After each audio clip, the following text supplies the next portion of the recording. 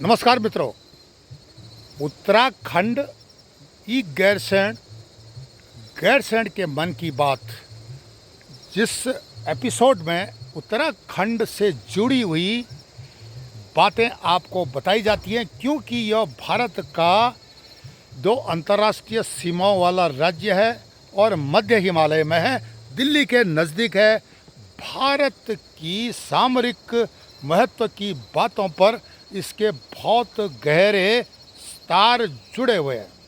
लेकिन क्या हो रहा है कि यहाँ पर बड़ी संख्या में बाहरी घुसपैठिए, विशेषकर वे लोग जिनका आधार कार्ड है, जिनकी पहचान है, उनका जो है कोई भी प्रॉपर रजिस्ट्रेशन उत्तराखंड में नहीं है।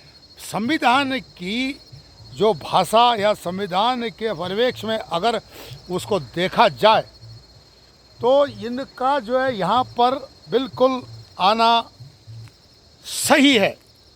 लेकिन जो संविधान को ताक में रख करके यहाँ पर घुसपैठिए आईएसआई के सेल के रूप में हो या खालिस्तानी आतंकियों के रूप में हो, उन पर किस प्रकार अंकुश लगाया जाए, क्योंकि यह मध्य हिमालय राज्य पलायन की मार झेल रहा है। बड़ी संख्या में यहाँ से पलायन हुआ है।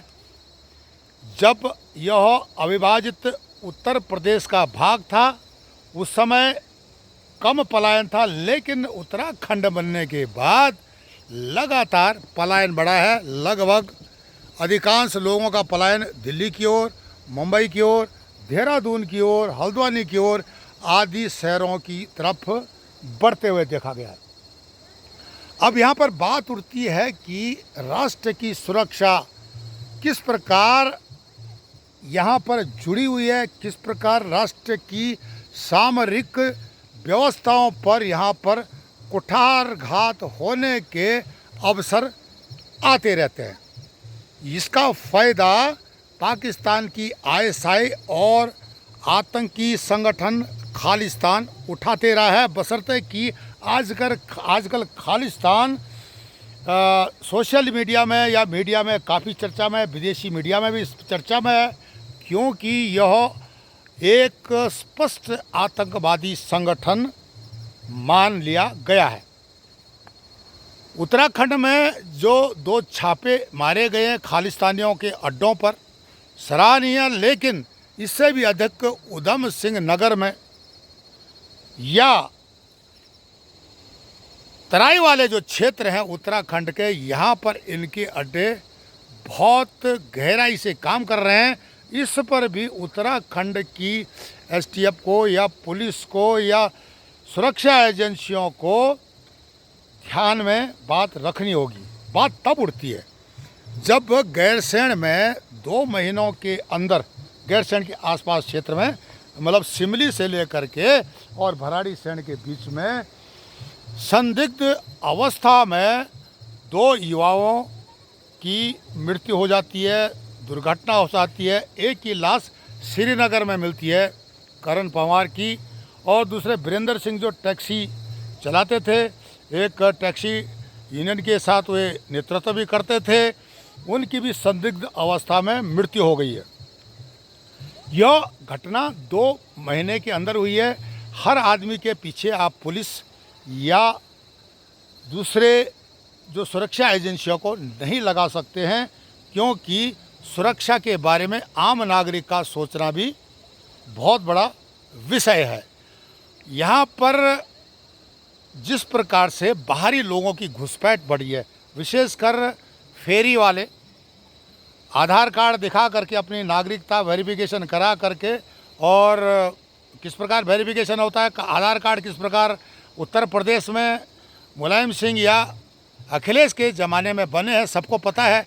तो वे नकली आधार कार्ड भी हो सकते हैं, क्या पता वे रोहिंग्याओं, बांग्लादेशियों, पाकिस्तान के आईएसआई के स्लीपर सेलों, उनको खुले हाथ दिए गए हैं कि यहाँ पर आप फेरी का काम करें, यहाँ पर आप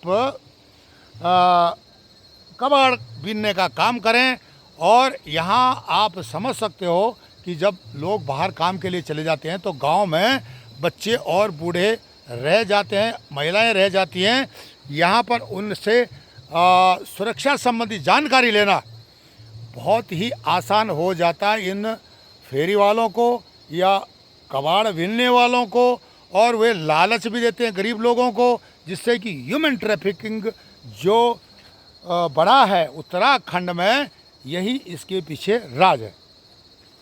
अब मैं आपको स्पष्ट कर देना चाहता हूँ कि इस प्रकार जो हत्याएं संदिग्ध रूप में जो युवाओं की मृत्यु हुई है, उसको देखते हुए तमाम जो उत्तराखंड में इस प्रकार के कितने कांड हुए हैं, या क्या ये तेज़ी पकड़ेंगे, अपराध क्यों बढ़े हैं, ह्यूमन ट्रैफिकिंग क्यों बढ़ा है, इस पर जो है अब उत्तराखंड के प्रशासन को, जनप्रतिनिधियों को और अनेकानेक जो एजेंसियां हैं, यहाँ तक कि समाजसेवियों को सोचने का विषय है।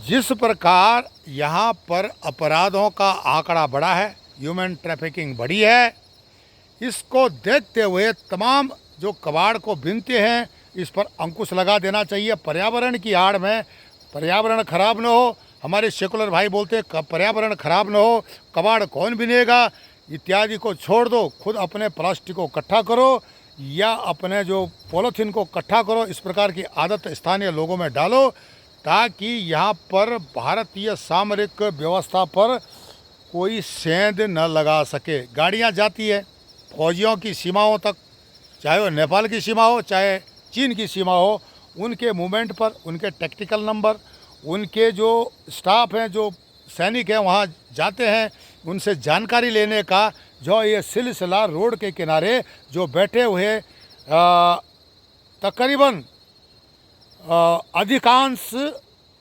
कबाड़ के डंप वाले या कबाड़ एजेंसी वाले बैठे हुए हैं, इनका एक बहुत बड़ा नेटवर्क है। अगर आप इनकी इंक्वायरी करते हो तो इनके बड़े बड़े मकान, इनके पास अच्छी प्रॉपर्टी है, फिर भी ये कबाड़ का काम, बिनने का काम क्यों कर रहे हैं, इसके पीछे राज क्या है, इस पर सरकार की जो सुरक्षा एजेंसियों को तत्परता से ध्यान देना पड़ेगा। यहाँ पर बात उठती है नशा जिहाद की।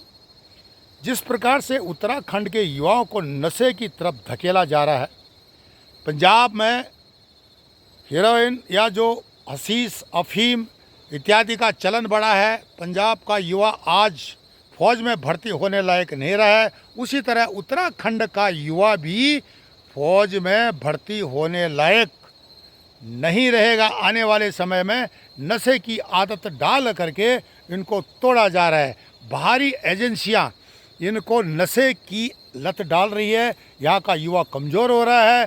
देश के हर क्षेत्र में सक्षम, फिजिकली फिट लोगों की जरूरत होती, मानसिक रूप से, शारीरिक रूप से जो फिट हों उनकी ज़रूरत होती है, चाहे वो सैनिक असैनिक क्षेत्र में ही क्यों ना हो। युवाओं को तोड़ करके उनके जो स्वास्थ्य से खिलवाड़ किया जाता है, इस पर भी ध्यान देना पड़ेगा।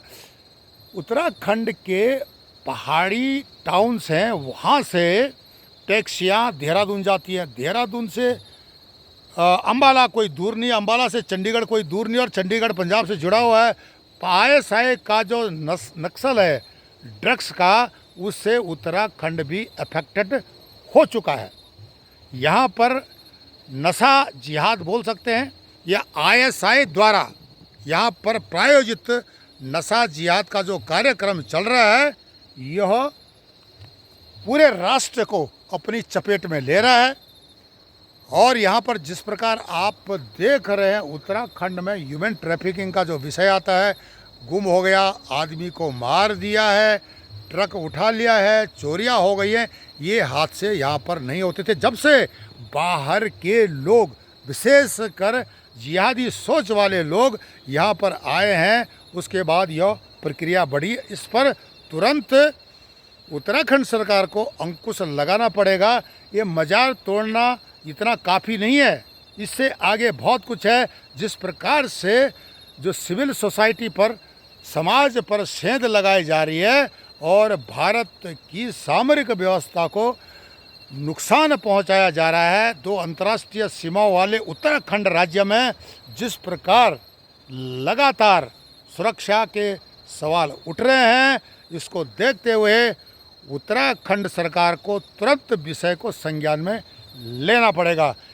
गैरसैंण क्षेत्र में हो या हल्द्वानी का क्षेत्र हो, पिथौरागढ़ का टाउन हो या अल्मोड़ा हो, टेहरी हो, सब जगह यह स्थिति है। पुरोला की जैसी स्थिति कहाँ कभी भी पैदा हो सकती है। इस पर अंकुश लगना बहुत ज़रूरी है। राष्ट्र की सुरक्षा को ध्यान में रखते हुए उत्तराखंड सरकार इस विषय को संज्ञान ले। जो लोग संविधान को ताक में रख करके यहाँ पर सुरक्षा पर सेंध लगा रहे हैं, बहुत देर हो जाएगी। पंजाब की तरह या J&K की तरह उत्तराखंड न बने। केरल के बाद उत्तराखंड जिहादियों की नज़र में है। भारत सरकार को, उत्तराखंड राज्य को, समाज के जागरूक बुद्धिजीवियों को इस विषय पर गंभीरता से विश्लेषण करना पड़ेगा। मैं मदन मोहन ढोंडियाल, ई गैरसैंण पब्लिक ग्रुप, गैरसैंण। नमस्कार, धन्यवाद।